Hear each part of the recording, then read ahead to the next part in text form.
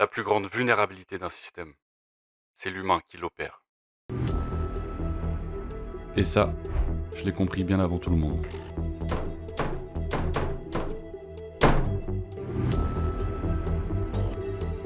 Espionnage. Investigation. Piratage. Cavale. À l'aube d'Internet, j'étais sur le point de devenir une légende.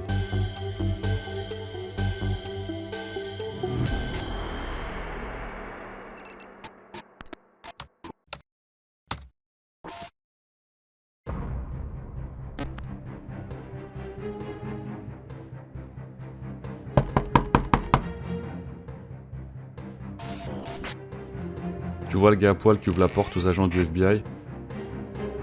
C'est moi, Kevin Mitnick. Avec le stress, j'avais complètement zappé d'enfiler un slip. Les fédéraux avaient pas l'air ravis quand ils ont découvert les donuts, sûrement à cause du petit mot que j'avais laissé sur la boîte. Pour le FBI. Et ouais, en vrai, je m'attendais à cette perquisition. Je me suis toujours intéressé à l'électronique et au système de télécommunication. J'ai piraté les plus grosses compagnies tech de l'époque. J'étais aussi devenu quasi intraçable en piratant mes téléphones portables et opérateurs téléphoniques. Forcément, les autorités ont fini par s'intéresser à moi. On peut dire que ça m'a causé des soucis. J'ai fait quelques passages en prison, puis je suis devenu fugitif. La vie en cavale est pas facile. Faut pouvoir tout abandonner quand l'étau se resserre. Mon quotidien, c'était de jongler avec de nombreuses fausses identités. J'avais toujours un coup d'avance sur les fédéraux, grâce à mon invention, un détecteur de FBI.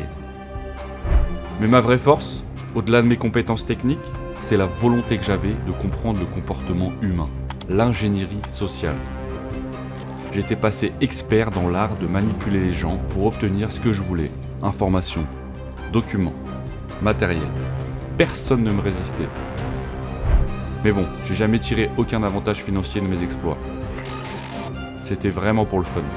J'adorais le challenge et le frisson que ça procurait. Mais laisse-moi revenir un peu en arrière et te raconter mon histoire.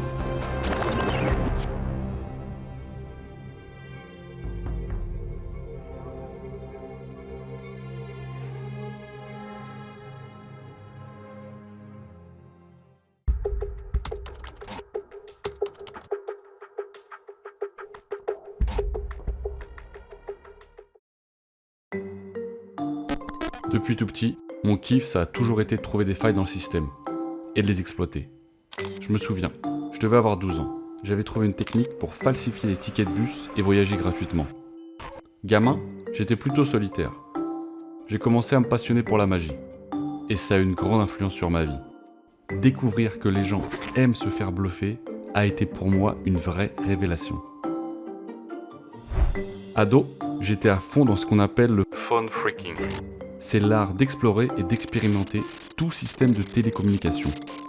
À cette époque, mon objectif était clairement de pouvoir passer des coups de fil longue distance gratuitement. Le monde n'était pas autant connecté qu'aujourd'hui. Téléphoner pouvait coûter relativement cher. Mais pas pour moi. Je kiffais aussi faire des pranks avec les rares potes que j'avais. Je me souviens, une fois, on avait bidouillé une radio et un microphone. Planqué à côté d'un McDo, on a pris le contrôle du haut-parleur du McDrive. Les gens ne pouvaient entendre que nous. Et quand la police se pointait en voiture pour passer commande à la borne, ils entendaient « Désolé, on sert pas les flics ici. » T'aurais dû voir leur tête. À 17 ans, j'ai infiltré les bureaux d'une compagnie téléphonique en me faisant passer pour un employé. C'était un soir. J'ai prétendu vouloir montrer les bureaux à des amis qui m'accompagnaient. Que du bluff. L'agent de sécurité nous a laissé rentrer. J'ai réussi à collecter tout un tas de documents confidentiels sur comment fonctionnait le réseau. Malheureusement, quelqu'un m'a balancé peu de temps après. Ça a été mon premier contact avec la justice. Et loin d'être le dernier. J'ai passé plusieurs mois au centre de redressement pour jeunes délinquants. Mais pour être honnête avec toi, ça m'a pas vraiment calmé. Le hacking devenait une obsession dévorante. J'ai fini par délaisser mes études. Mais je suis tout de même allé dans une école technique en informatique. C'est là que j'ai d'ailleurs rencontré ma future femme, Bonnie. Un jour, poussé par ma curiosité, j'ai mis en place un circuit pour pouvoir écouter des appels aléatoires. J'ai réussi à joindre une ligne que j'avais sélectionnée et j'ai entendu une conversation. J'arrivais pas à y croire. J'écoutais la NSA. National Security Agency. L'ironie était incroyable. J'étais en train d'espionner la plus grande agence d'espionnage du monde.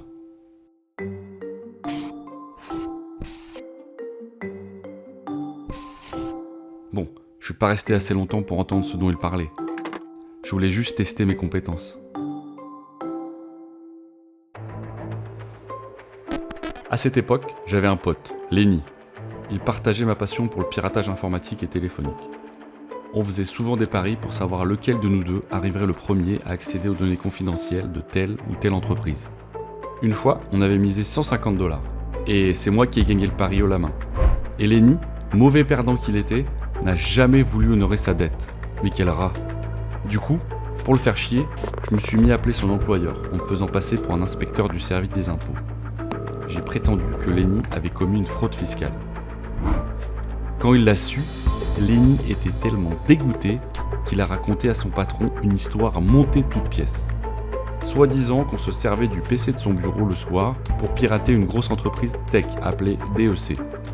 Le FBI a commencé à s'en mêler et Lenny a même porté un mouchard pour enregistrer toutes nos conversations. Les fédéraux ont fini par m'arrêter et je te laisse deviner qui faisait des petits pas de danse comme pour célébrer une victoire contre moi. Cette ordure de Lenny. Bon, à sa décharge, cette histoire était vraie. Mais quand même, ça se fait pas. On peut dire que le procureur ne m'avait pas à la bonne. Selon lui, je n'avais qu'à composer un numéro pour pouvoir déclencher le lancement d'un missile nucléaire de NORAD. North America Air Defense. Quelle foutaise! Les ordis de NORAD n'étaient même pas connectés au monde extérieur. Et en toute logique, ils n'utilisaient pas les lignes téléphoniques publiques pour lancer les missiles. C'est vrai qu'à cette époque, le fonctionnement des ordinateurs n'était pas encore bien compris par la plupart des gens. Et le juge ne faisait pas exception à cette règle. J'ai donc été condamné à 1 an de prison, dont 8 mois en isolement. Plus 3 ans de conditionnel en liberté surveillée. Soi-disant une menace pour la sécurité nationale. Mais quelle blague! Et la cerise sur le gâteau, ma femme me quitta. Mais une question trotta dans ma tête. Avait-elle eu une affaire? J'ai eu la réponse peu de temps après. Bien qu'en isolement, j'ai réussi à obtenir le droit des coups de fil. J'en ai profité pour pirater la ligne de la prison, en composant une combinaison spéciale, alors que le gardien se trouvait juste à côté de moi. Même enfermé entre 4 murs, j'étais toujours à la recherche de moyens de déjouer le système. J'ai réussi à avoir accès au répondeur téléphonique de Bonnie. Mon meilleur pote Lewis s'était effectivement rapproché de ma femme depuis un petit moment. Le plus triste, c'est que j'ai quand même gardé le contact avec lui. On avait un truc en commun, bien sûr, en plus de ma femme, on partageait la même passion pour le piratage et le phone freaking. Dans ce monde bien solitaire, les amis sont rares. Entre ceux qui te balancent et ceux qui te piquent ta meuf, le choix est pas facile.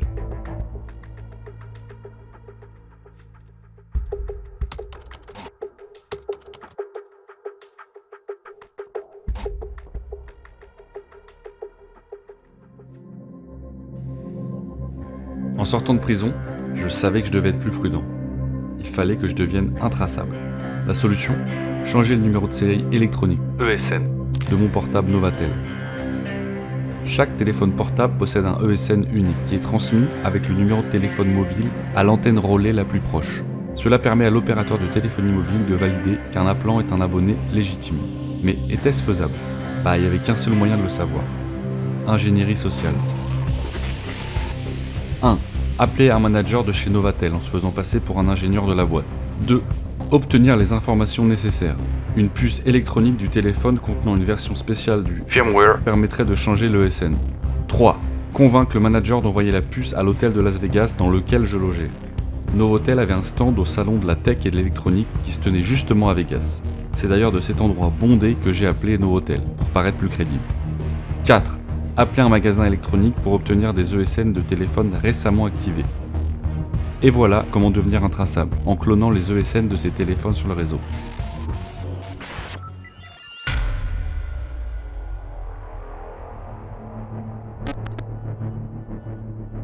Un jour, j'étais introduit par une connaissance à un certain Eric Heinz Jr. Un crack soi-disant, un hacker pro. Ce gars était vraiment parano.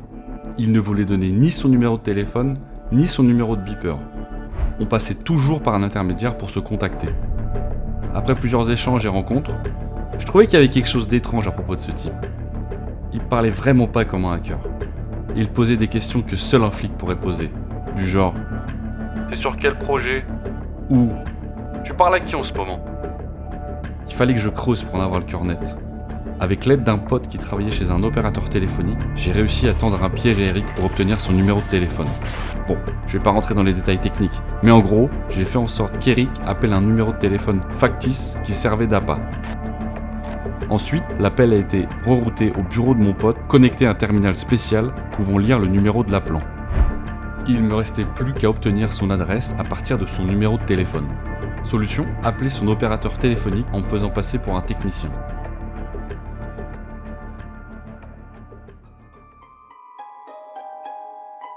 Comment ai-je toujours réussi à obtenir tout ce dont j'avais besoin lors de mes appels? Ingénierie sociale. Encore et toujours. 2 choses importantes. 1. La préparation. J'apprenais le jargon des entreprises, les termes techniques, et aussi le nom de quelques personnes qui avaient des postes clés dans la boîte. 2. Le culot. Toujours, je dis bien toujours paraître confiant, et ne pas avoir l'air hésitant, et tu obtiendras ce que tu veux. Tout simplement, c'est donner les bonnes réponses, poser les bonnes questions, le tout en utilisant le bon jargon.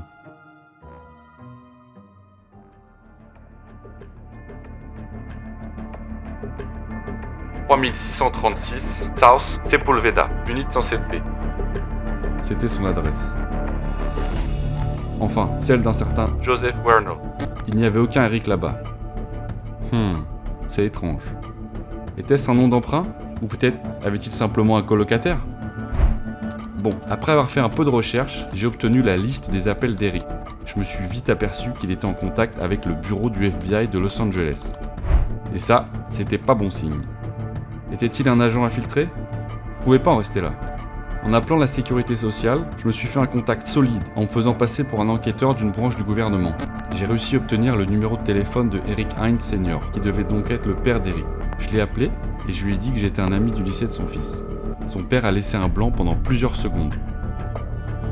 Puis, il m'annonça que son fils Eric était mort, quand il était encore qu'un jeune enfant. Eric Hines Jr. devait donc être un nom d'emprunt, un alias. Je me suis rappelé qu'Eric parlait souvent d'un certain autre hacker, Kevin Poulsen. Ils avaient collaboré ensemble dans le passé. En creusant, j'ai fini par tomber sur un article dans lequel figuraient 3 hackers, dont Kevin Poulsen et un autre type que je connaissais de nom. Le troisième m'était inconnu, un certain Justin Tanner Peterson. Ils avaient été tous les 3 condamnés. Après avoir piraté le département des véhicules motorisés, DMV, j'ai eu l'accès à la description physique de ce Justin. C'était exactement celle d'Eric. Justin Tanner Peterson, a.k.a. Eric Hines Jr. devait être un informateur pour le FBI. Il cherchait à me faire tomber pour sauver sa peau. Et j'ai appris plus tard que Joseph Werner était en fait le nom d'emprunt de l'agent du FBI Joseph Wise. L'appartement que Eric/Justin occupait était loué par les fédéraux. De passage chez mon père, j'ai commis une erreur en utilisant sa ligne fixe qui était évidemment sur écoute. Le FBI était sur mon dos. Je le savais maintenant. Cette fois-ci, pas question de me faire pincer sans réagir. Après des recherches, j'ai fini par trouver le nom et numéro de téléphone des agents du FBI avec lesquels Eric/Justin était en contact. Avec ces infos, j'ai infiltré leurs opérateurs téléphoniques, me permettant d'avoir accès à leur liste d'appels, et surtout, de connaître leur géolocalisation à l'aide des antennes relais. Grâce à ça, et à un logiciel maison, j'allais être alerté de la présence de ces agents dans les environs. J'ai installé ce détecteur de FBI à mon bureau. À l'époque, je bossais dans un cabinet d'enquêteurs privés. Faut dire que c'était vraiment fait pour moi. Un jour, j'ai reçu une alerte. En panique, j'ai foncé directement chez moi pour me débarrasser de toutes les preuves pouvant m'accabler. Le lendemain matin, le FBI débarquait à ma maison. Et tu connais la suite.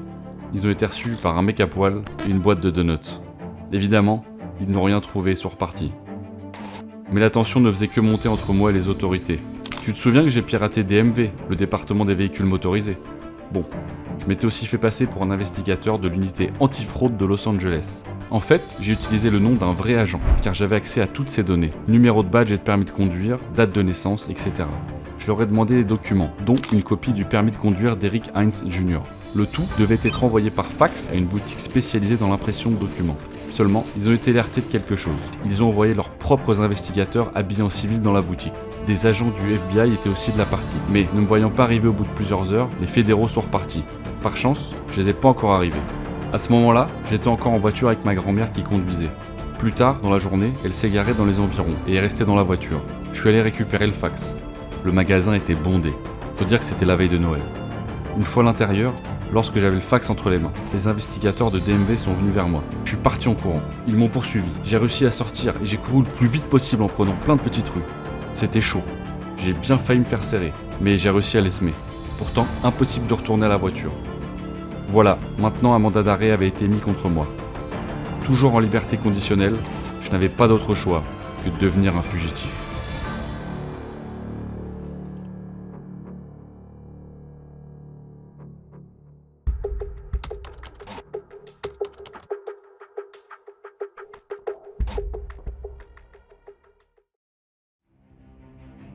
Eric Weiss.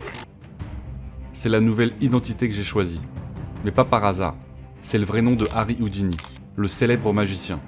Tout comme le roi de l'évasion, je voulais disparaître sans laisser de traces. J'ai fait des recherches sur les Eric Weiss existants d'à peu près mon âge. Avec mon contact à la sécurité sociale, j'ai obtenu toutes les informations dont j'avais besoin. Bah ouais, elle me pensait toujours enquêteur pour une branche du gouvernement. Ma nouvelle vie du côté de Denver pouvait enfin commencer. Le jour, je bossais dans le service informatique d'un cabinet d'avocats. La nuit, j'étais hacker. Il fallait que je devienne à nouveau intraçable. Ouais, mon téléphone était resté dans la voiture de ma grand-mère. Avec mon nouveau téléphone Motorola, j'ai suivi le même procédé que pour mon Novatel. Encore de l'ingénierie sociale. Malheureusement, il me manquait un fichier pour finaliser la procédure. Ce qu'on appelle le compiler. Tant pis, on verra plus tard. J'avais déjà une nouvelle cible en tête. Nokia. Il me fallait le code source d'un de leurs derniers téléphones. Eh bah, figure-toi que quelqu'un de la maison mère en Finlande l'avait envoyé à un ingénieur américain de San Diego. Il avait utilisé le système de transfert de fichiers en ligne appelé FTP. Au fait, l'ingénieur en question qui a reçu le fichier, c'était moi. Ingénierie sociale. Que veux-tu? On se refait pas.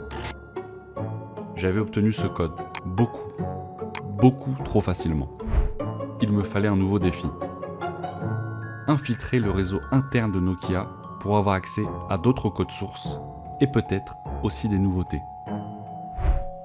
Après avoir berné une personne de leur service informatique, j'avais maintenant accès total au réseau de Nokia. Il y avait un nouveau projet secret de téléphone en développement et il me fallait absolument ce code source. Mais cette fois-ci, impossible de me le faire transférer directement en ligne par FTP. C'était beaucoup trop confidentiel.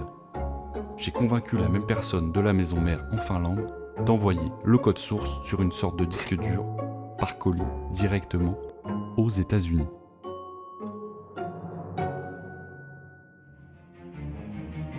Le paquet devait être livré à un hôtel à côté des bureaux de Nokia en Floride. Un pote à moi était chargé d'aller le récupérer sous un faux nom, celui du vice-président de Nokia USA. J'ai appelé la réception pour confirmer l'arrivée du colis. Le réceptionniste semblait nerveux. Après quelques minutes d'attente, il me confirma que le paquet était là. J'avais un pressentiment étrange. Difficile à expliquer. Quelques instants plus tard, j'ai appelé le manager de l'hôtel et j'ai dit « Bonjour, c'est l'agent spécial Wilson du FBI. Vous êtes au courant de la situation dans votre hôtel ?» Il m'a répondu « Bien sûr que je suis au courant. La police et vos collègues sont en place. » J'en revenais pas. Les fédéraux étaient au courant. C'était un piège. Pouf, c'est pas passé loin cette fois. Je crois qu'il est à nouveau temps de disparaître.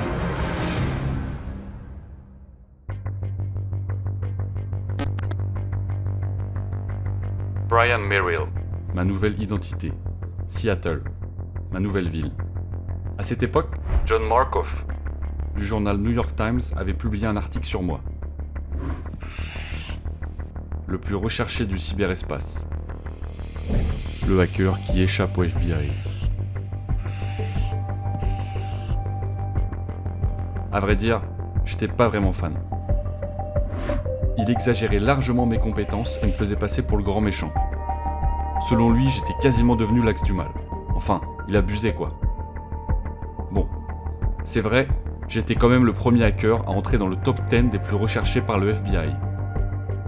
Et les fédéraux semblaient désespérés.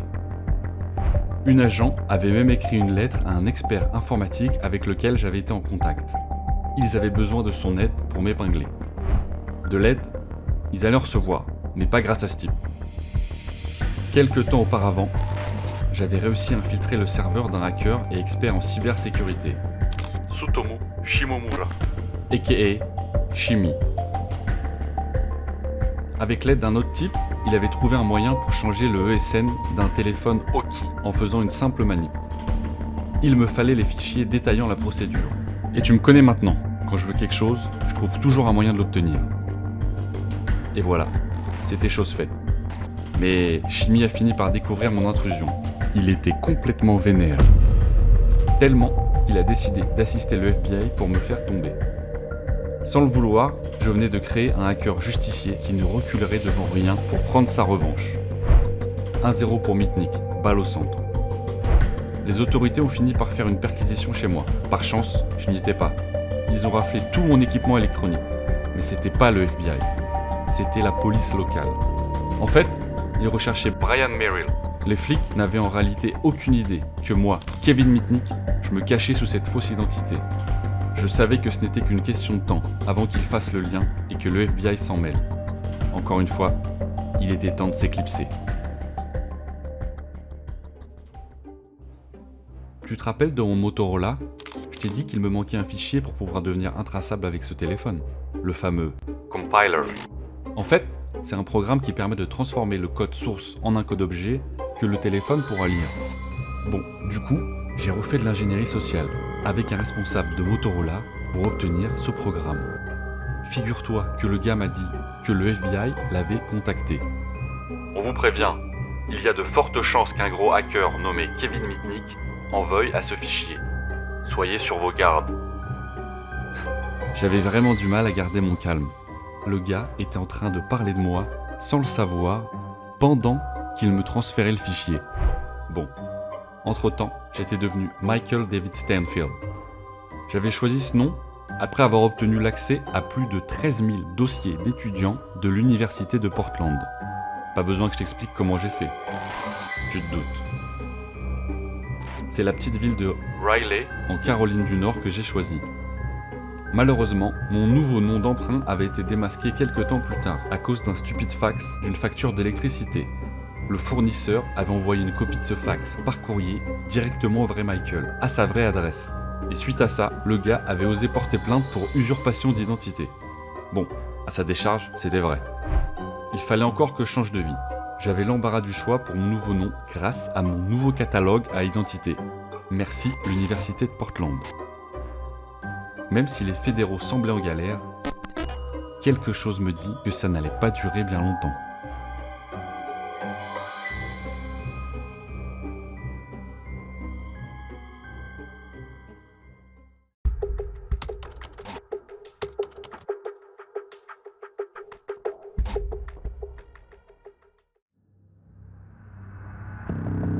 Tu te rappelles que j'ai récupéré les fichiers de Shimi, le hacker justicier.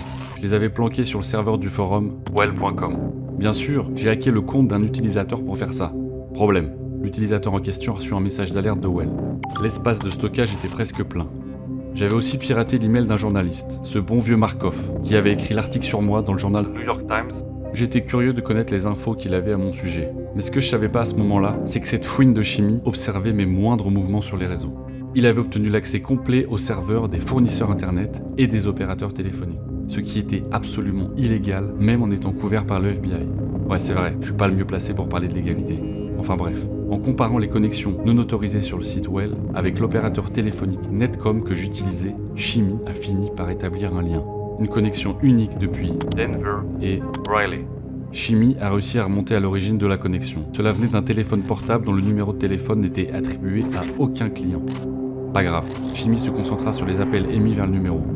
Bingo, un numéro dans la zone de Riley. ressortait. Ce numéro bornait toujours sur la même antenne relais. Shimi en a déduit que le téléphone que j'utilisais pour me connecter à Internet était à un endroit fixe.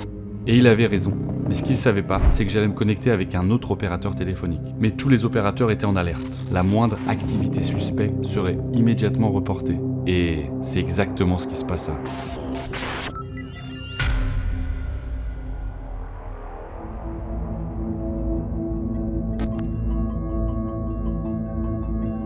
Shimi et l'équipe du FBI étaient déjà à Riley. Ils ont embarqué dans un de ces vannes typiques de surveillance. Tu te rappelles de mon détecteur de FBI? Bah là, Shimi et les Fed avaient un radar à grande portée qui détectait le signal émis par mon téléphone. Un détecteur de Mitnick version 2.0. Et apparemment, il fonctionnait bien. Très bien même. Ils se rapprochaient de plus en plus du signal.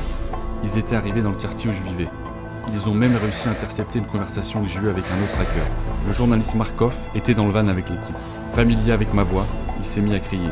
C'est lui! C'est Mitnick! En me connectant sur mon ordi, j'ai remarqué des choses étranges. Des fichiers manquants. J'ai eu un mauvais pressentiment. J'ai ouvert la porte de chez moi qui donnait sur le parking de la résidence pour voir si j'avais de la compagnie. C'était le FBI. En ouvrant la porte tout à l'heure, ils m'ont vu. Je venais juste de leur confirmer ma présence. Après plusieurs années de cavale, pour moi, c'était Game over.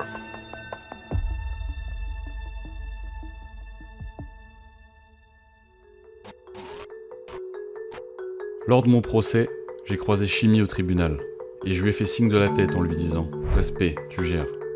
Il m'a fait signe de même. Ensuite, ce fut le pire. Retour en isolement, sans liberté sous caution. Mon avocat et moi n'avions même pas accès aux preuves électroniques. Le juge craignait que je les détruise. Face aux conditions injustes de ce procès, un mouvement national est né, Free Kevin. m'apportant un espoir et un courage inestimables. Le procureur a évalué les dommages à 300 millions de $, basés sur la valeur des codes sources, ce que je trouvais absurde. Pour moi, les dommages réels ne dépassaient pas les 10 000 $. J'ai plaidé coupable à tous les chefs d'accusation, prenant 5 ans de prison et une amende de 4 125 $. Le juge prenant en compte que je n'avais jamais vendu ou utilisé les informations que j'avais obtenues. Libéré en 2000, j'ai partagé mon expérience, participé à des tas de talk-shows. Et je suis devenu consultant en cybersécurité. J'ai même monté ma boîte. J'ai aussi retrouvé l'amour et me suis remarié. Une nouvelle vie s'offrait à moi, sans cavale cette fois. J'ai aussi écrit quelques livres, dont Ghost in the Wire. qui a inspiré cette vidéo. Et c'est en 2023, après plus d'1 an d'une lutte acharnée, que j'ai perdu mon dernier combat contre le cancer du pancréas.